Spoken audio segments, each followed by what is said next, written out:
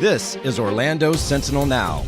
So you were recently part of a panel on Tuesday about the Groveland 4, the decision that was made on that earlier this year, and where we go from here.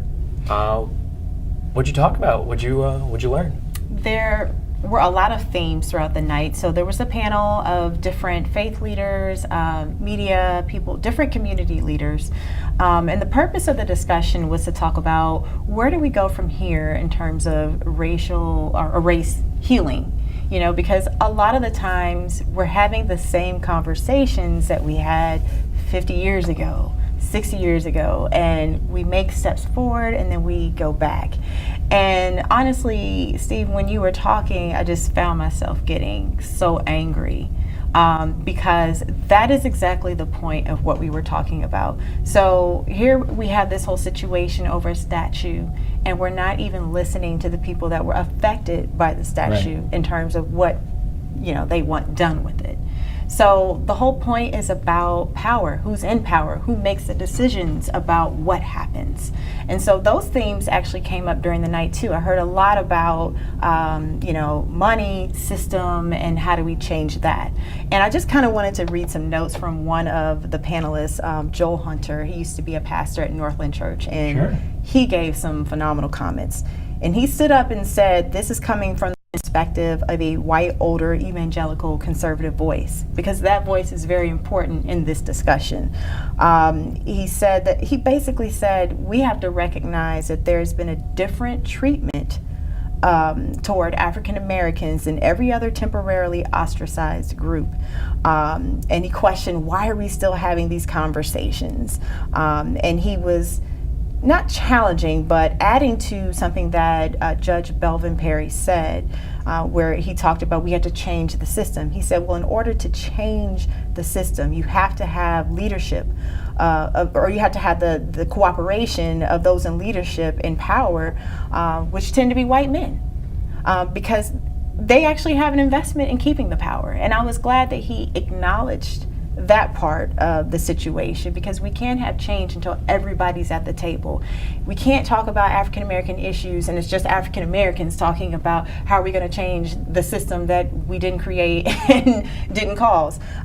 We have to get people to the table that have a commitment to having a moral change in this country.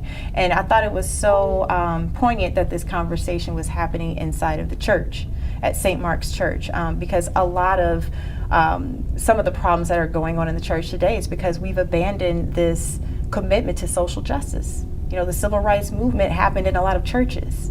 And when you look at where we're at today, we're not having those conversations anymore in mainstream churches. I will mainly say I've been to all different kinds of churches, black churches, white churches, racially mixed churches, and a lot of the white churches I've been to, those topics are almost off limits. And I thought Joel Hunter did a great job saying, in large part, they're off limits because they don't want to lose their congregation. They're trying to hold on to their jobs, and that's a reality that we have to talk about. And I think it's especially poignant that we are approaching Easter. You know, this is the Holy Week, and we need to really think about where are we in America?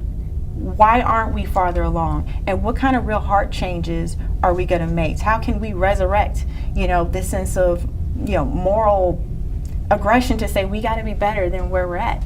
It's frustrating to me somewhat where I see people so sad about the cathedral burning at Notre Dame, which is horrible. But I want you to be just as upset about the history of lynchings in Central Florida. You know what I mean? And sometimes we just have this dispassionate view about race because that was a long time ago. We don't want to deal with it, but we're still dealing with it.